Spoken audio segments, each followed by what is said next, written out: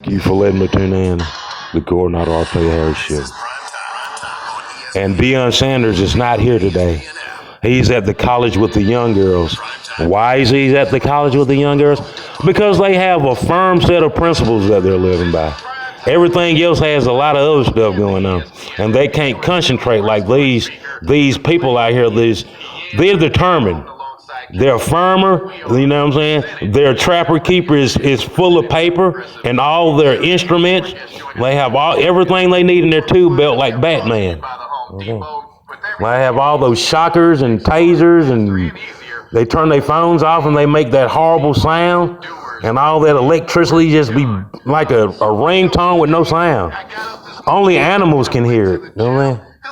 Trying to get healthier, right? I'm getting a little Well, I'll tell you, lady, and my doctor told me I need to exercise. I went down to this debate, you know. It was an action-packed debate. Yes, it was. It really was. And there was a whole lot of people, not just Cam Newton. Cam Newton was not there by himself when I was debating. There was a whole lot of girls with his girl. You know what I'm saying? And they was not focused on no damn debate. They was fighting over those girls. That's what they was doing. And Kirby Smart, he came out like a goddamn selling Kirby vacuum cleaners. I'm like, that ain't no vacuum cleaner. I'm like, damn, that looks like an instrument for girls to play with. And they're like, not only can girls play with it, he said, you can goddamn turn this on, you can shampoo that thing and blow all the moisture out of it till it's dry. And you talking about somebody that touchdown.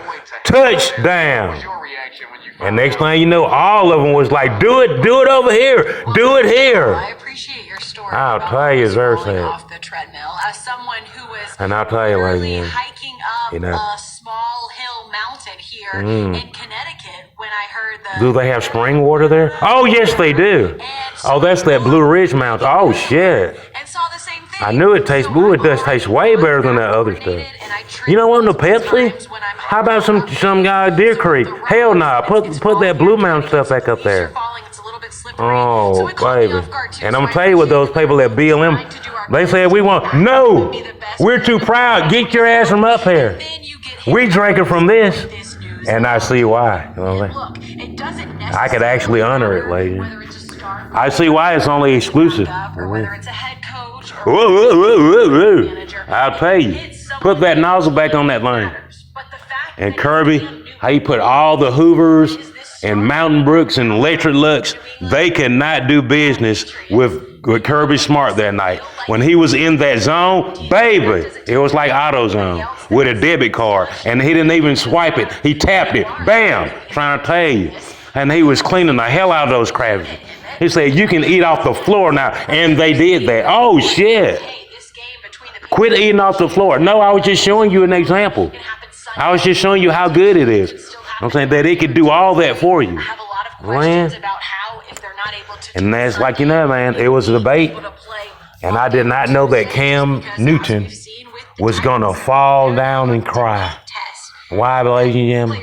Because on his laptop that didn't belong to him, a video went BBVA spiral. Throw that ball. Throw a Hail Mary. And they did. BB, that means big Virginia. And those Virginians was oh, baby.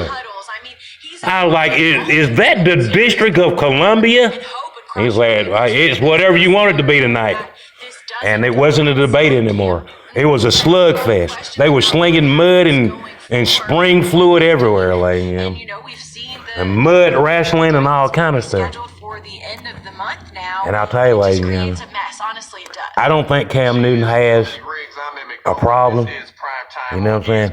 The video just went nuts. That's all, ladies. And when it goes nuts, they call it BVA. That's big vagina, and he throw the spiral. It's almost like a Hail Mary. And everybody went nuts when it was intercepted by Kirby's super sucker. Oh, baby. You know what I mean? And I'll tell you, and I told Joe Biden, you apologize and get a Hallmark card. And don't you dare say anything else negative to my player, because he's not negative. And you know he's not. No, he isn't. He's always doing things to make people think twice about doing things. He's a role model. You know what I mean? And that he is. There's a new person. Well, he tested positive today. You know, and it really is because his daddy taught him to be that way. What's his daddy's name? I don't know. I know he went to McFarland Boulevard one time. He's a pastor. Oh, yeah, that's who he's a pastor. And that's right. He never has nothing negative to say. And I'm going to tell you. But it needed to happen to God, man, because we consider Cam Newton God because he beat Bama. He went to a JUCO with a laptop, didn't them belong to him, and he beat the brakes off everybody, literally, at the ADL, not the ATL, the Anti-Defamation League, because they was down real low praying, saying, why are these people doing this to other people? You know what I'm saying?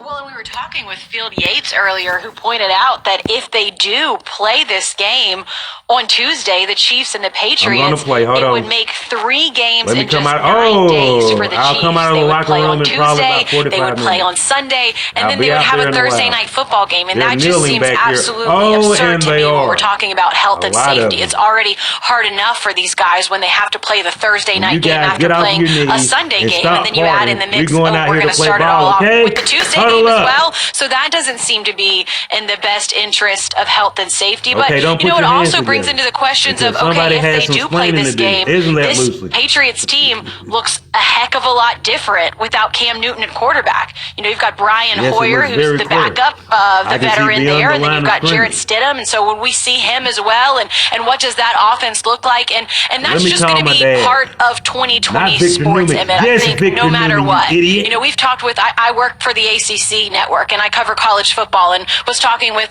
head coach Pat Narduzzi from Pittsburgh last week and asking, like, what is it like every Friday when you're taking that test and you're just waiting for the text Saturday morning to find out who's in and who's out? Because you can do everything right and you can game plan, and then God forbid one of your players tests positive or gets inconclusive. And then the other side of that is you also have no idea what's going to happen with the other team. I mean, the game planning is insane, and just the planning in general. So I think that there's so many uncertainties when it comes to A, who's able to play each week, and then B, how they work these schedules out. And I think they just have to continue to be flexible. And like you said, if it comes down to, hey, we have to play an extra game at the end of the season and push things back, then that's just something that I think everybody has to be open to right now, Emmett. Playing 3 games in 9 days is not safe. That makes my palms sweaty, honestly. Just thinking about it. Mine too. I actually do a show in Cleveland with the gentleman that won 3 Super Bowls with the Patriots. His name's Gerard Cherry.